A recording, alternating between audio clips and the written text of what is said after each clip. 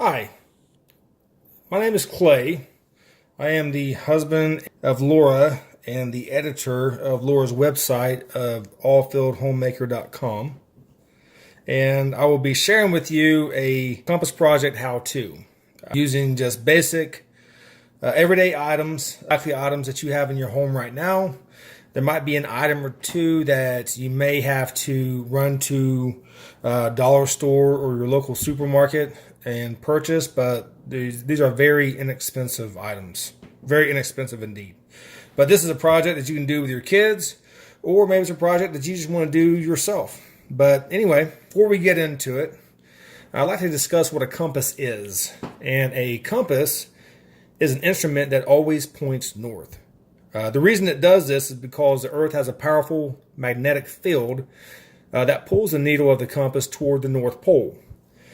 In this project, you're going to create your own working compass. Say you guys go out on a camping trip or something and something happens.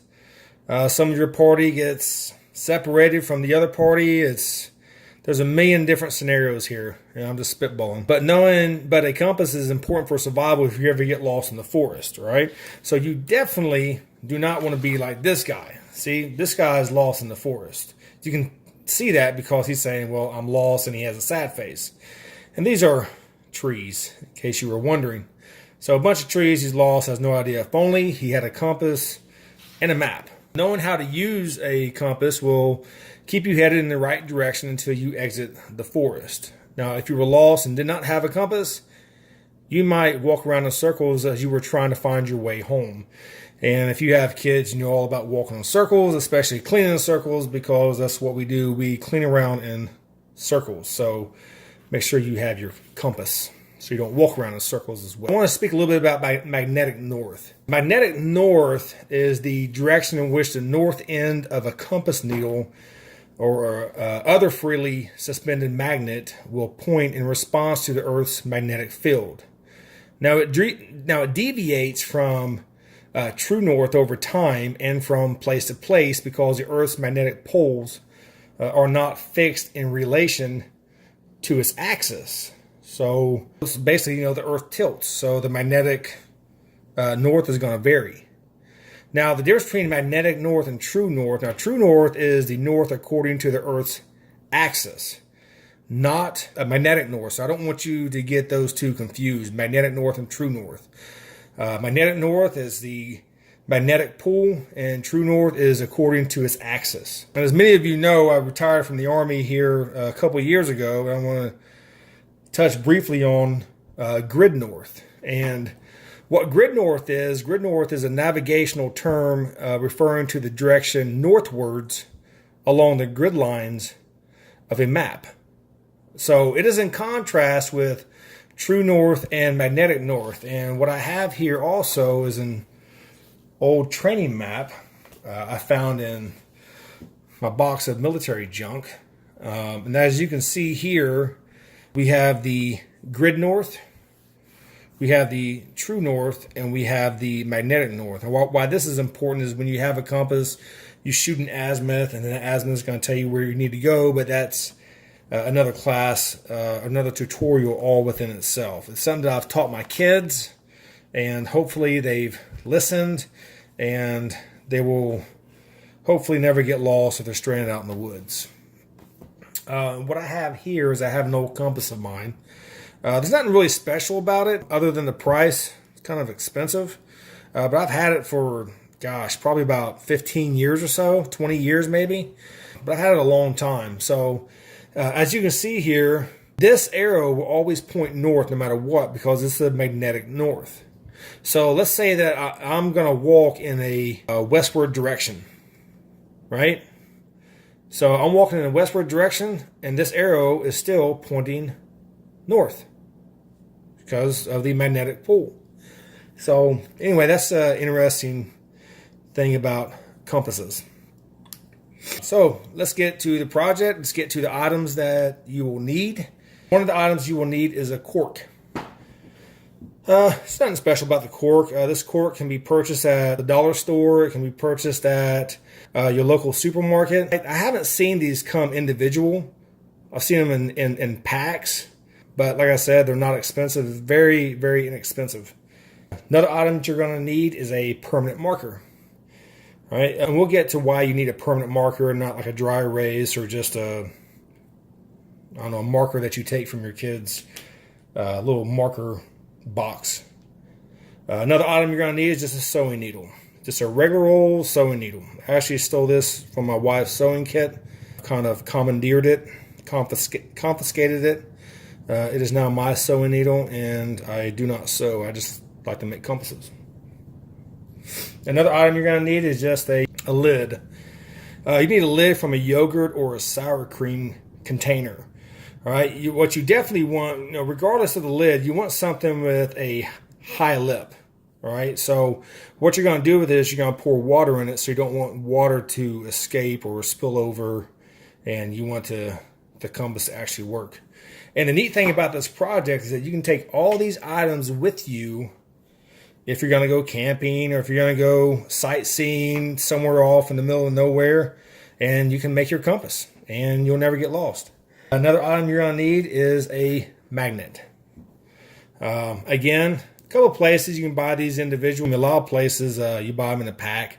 This is just a magnet that I had in one of my bins with all my crafty projects and all that stuff. Neat thing about this magnet, something you can share with your kids, talking about the magnetic norths and whatnot, you know that opposites attract. So this magnet has a, we'll call it a north side and a south side, right?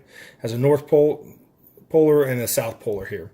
So if I had another magnet and I took the south and the north together, they're going to clamp onto each other, and it's going to be very difficult to pull apart, especially depending on the size of your magnet. Now, if I take both north sides, they're going to repel against one another, and you're not going to be able to put them together. You can actually feel the force resisting against you. So, it's just a neat little thing to show your kids. Oh, the other thing I want to talk to you about as far as the magnetic north, this is something very few that seldom, a lot of people know. The magnetic north is not actually at the North Pole. The magnetic north is actually about 1,000 miles south of the North Pole. It's actually in Canada. So if you were north of that and you were trying to shoot a magnetic north, would it point south? Probably. I haven't been there to test it out myself, but it is a little known fact. So those are the items you're going to need. You will need, like I said, you will need a cork. You will need a needle. Trying not to stick myself here. You will need a magnet, permanent marker, and your lid. A couple other items that you're going to need also is you're going to need like a knife, or I like to use a box cutter. So got that, and you're also going to need some water. So those are the items that you're going to need. All right, so let's jump right into creating a magnet for you guys, and you can test it out. So as I mentioned before, with this compass that I pulled out, so we can see which way north is.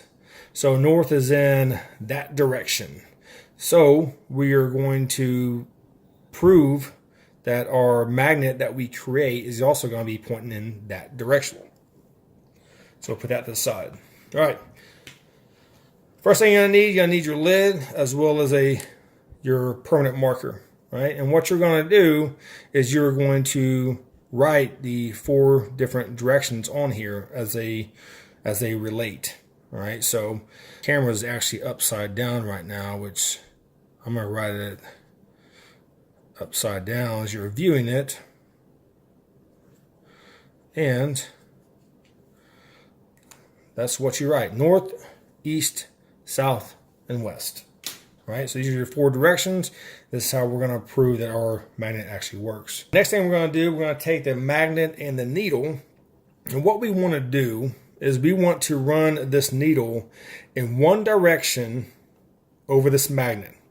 All right, so we don't want to treat it like a saw, like we're sawing it back and forth on this magnet. What happens is this magnet will become energized. It will then become a magnet itself, and therefore will not work. So what we want to do is we just want it to, just like we're sharpening a knife, we want to run just one direction.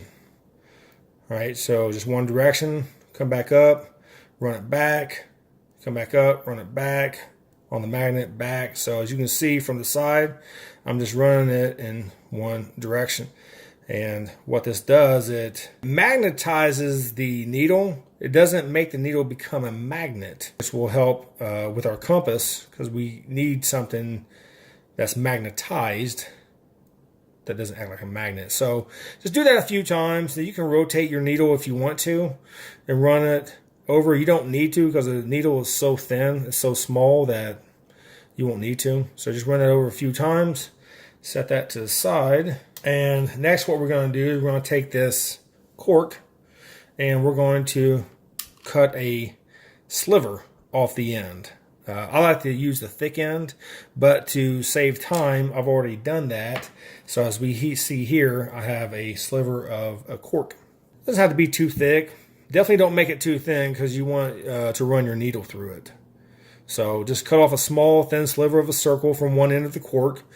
And next what we're going to do, right, we ran our needle over the magnet in one direction. So now what we're going to do is we're going to stick this needle inside this cork. Now, as always, safety first. You don't want your finger in the way of the needle. Now, this needle is going to be difficult to push through. So I've done this with gloves. Another easy way is to put the needle on a hard surface, your table or whatever you're working on, and then slide the cork down onto the needle. Go slow, because you want to try to keep that needle as much in the center of this cork as you possibly can, and there it is.